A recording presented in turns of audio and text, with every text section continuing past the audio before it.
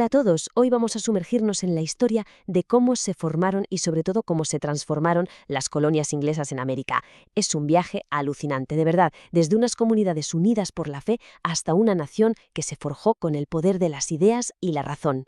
Y claro, la pregunta del millón es esa, ¿no? ¿Cómo es posible que un grupo de colonias súper centradas en la religión acaben protagonizando una revolución y creando un país nuevo? Pues esa es la historia que vamos a desgranar. Una historia que lo tiene todo: fe, conflicto y, por encima de todo, ideas muy potentes. Para entenderlo bien, vamos a hacer un recorrido. Primero, veremos cómo se fundaron estas colonias. Luego, nos meteremos de lleno en su día a día. Hablaremos también, como no, del choque con la gente que ya vivía allí. Y para terminar, veremos cómo una revolución, pero una revolución de la mente, lo puso todo patas arriba. Venga, vamos al lío. Vale, pues nuestra historia arranca, como es lógico, con la llegada de los colonos ingleses a América. Y ojo, es súper importante entender esto: no llegaron a un continente vacío, para nada. Aquello ya era el hogar de un montón de pueblos nativos. Y claro, ese encuentro iba a cambiarlo absolutamente todo. La expansión fue increíblemente rápida, de verdad. Si nos fijamos solo en la década de 1630, es una locura. En apenas unos años, ¡zas!, aparecen colonias clave, y cada una a su aire, con un propósito y una estructura diferente. Desde Connecticut, centrada en la agricultura, hasta Rhode Island, que ya apuntaba maneras con ideas muy rompedoras. Y esto es clave. No podemos pensar en las colonias como si fueran todas un calco. ¿Qué va? Rhode Island, por ejemplo, se sacó de la manga la idea del autogobierno, algo radical para la época, que era un desafío directo al modelo teocrático de sus vecinos. Mientras en Delaware se dio una convivencia más pacífica, algo que por desgracia no fue lo habitual. Venga, vamos a ver ahora cómo era la vida allí. ¿Qué es lo que unía a estas comunidades, sobre todo a las del norte? Pues la respuesta está en dos pilares que iban totalmente de la mano: la religión y la educación. Y es que el protestantismo no era solo una cuestión de ir a la iglesia el domingo, era, por así decirlo, el sistema operativo de toda la sociedad. Marcaba las leyes, las normas sociales, el ritmo de la vida. Para entender estas colonias es fundamental entender esa fe tan profunda que tenían. Y aquí está lo más curioso: la conexión que hicieron los puritanos. Pensaron, a ver, si la vida gira en torno a la Biblia, entonces todo el mundo tiene que poder leerla. Es de cajón, ¿no?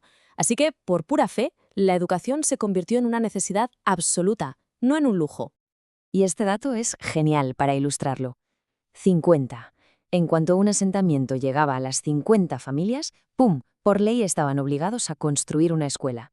Esto nos da una idea de hasta qué punto la educación estaba metida en el ADN de su comunidad. Pero claro, toda esta expansión y esta sociedad en crecimiento no estaban ocurriendo en una burbuja.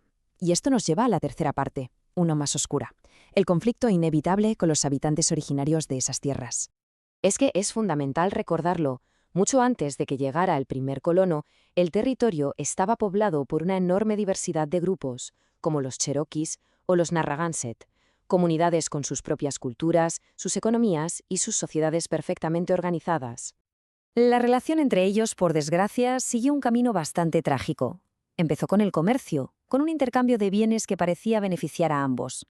Pero a medida que la ambición de los colonos por tener más tierra y más recursos crecía, la cosa se torció. El foco cambió, surgieron los enfrentamientos, y al final se llegó a la expulsión de los pueblos nativos de sus propias tierras. Y justo cuando esta sociedad colonial se estaba consolidando, una nueva fuerza empezó a recorrer el mundo. Una fuerza que no venía de las armas, sino de las ideas. Estaba empezando la era de la Ilustración.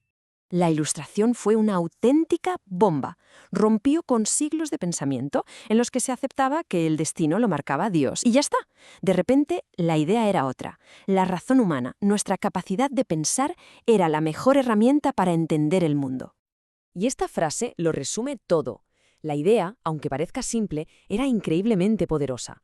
Sugería que cualquier persona, usando la lógica, podía cuestionar la autoridad, daba igual que fuera un rey o la iglesia, y encontrar la verdad por sí misma. Aquí se ve el contraste de una forma brutal. Se pasa de ser un súbdito, cuyo destino está escrito por Dios, a ser un ciudadano con derechos que nadie te puede quitar. De la idea de que el poder viene de un rey elegido por Dios, a la idea de que el poder, la soberanía, está en el propio pueblo. Y claro, estas ideas corrieron como la pólvora por las colonias. Y así volvemos al principio. Y todo encaja.